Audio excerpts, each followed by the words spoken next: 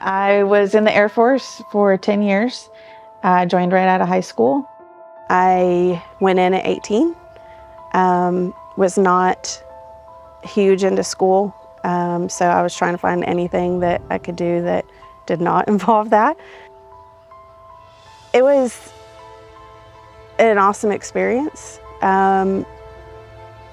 Probably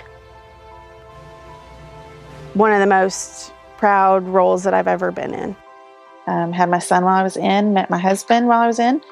His name was Joseph, but everybody called him by his middle name, which was Shane. He was in for 20 years and never turned down anything. And you know, we've kind of taught our kids to be that way because he got to experience so much because of that, and go different places and, you know, just experience what the military was really all about. And he was, you know, an amazing man. He, you know, adopted my son and was an awesome dad to him. He was medically discharged at 20 years, and we moved back here to be closer to his family.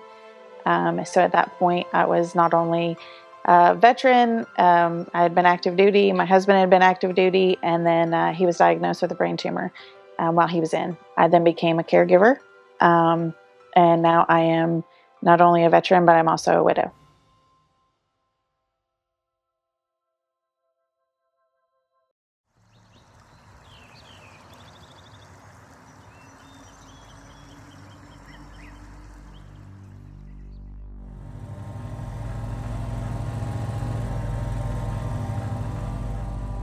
I served in Company L Marine Support Battalion, Guantanamo Bay, Cuba, pre-torture days, and then 1st Radio Battalion, Kaneohe Marine Corps Air Station. So my field, I was Special Intelligence Telecommunications. I worked the crypto gear. After I got out of the Marine Corps, I was picked up by the Department of State Foreign Service Diplomatic Corps. So my first posting was in Libreville, Gabon, West Africa, right there on the coast. And then I requested Beirut, and this is during their civil war. So Beirut was at that time the most dangerous posting in the Department of State in the world.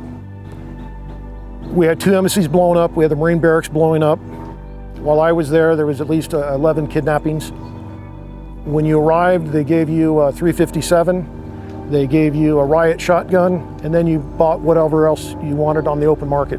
So I had an AK-47, I had CZ-75s, as did everyone else. It was they say that the people that went to Beirut were 2 types. People going for money because there was a lot, you got 50% higher pay, and cowboys.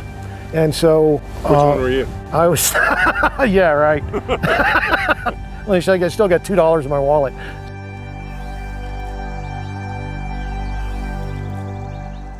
I would come out here before everybody else, and I would just sit on the porch and drink my coffee. And it just is this peaceful place that you can be calm and not have to talk to anybody.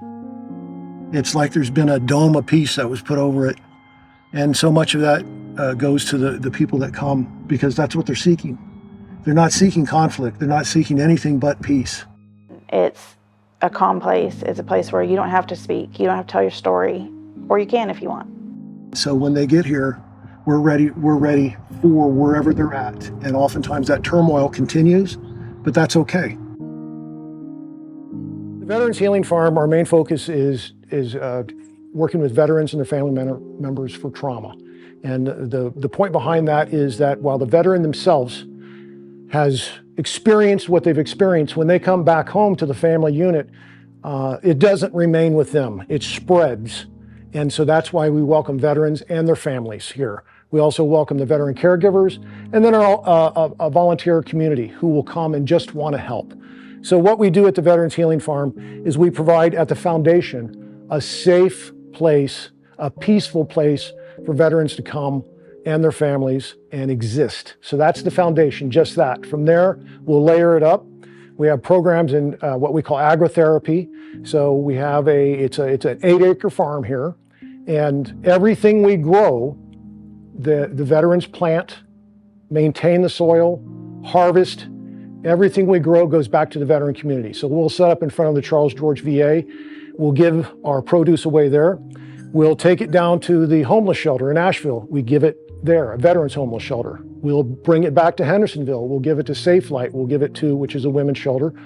We'll give it to a rescue mission. We give our produce away because the point is not about how many heads of cabbage at the end of the season. It's the process that the veterans went through in growing that cabbage.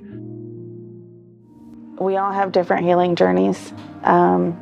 It's going to take a lot of different things to be able to help a veteran get through what they need to get through. All these veterans out here are not rabid animals that are going to attack you just because of what we've done and what we've seen, and that's not who we are, and we just need to be able to heal just like everybody else. We're out here and we need help.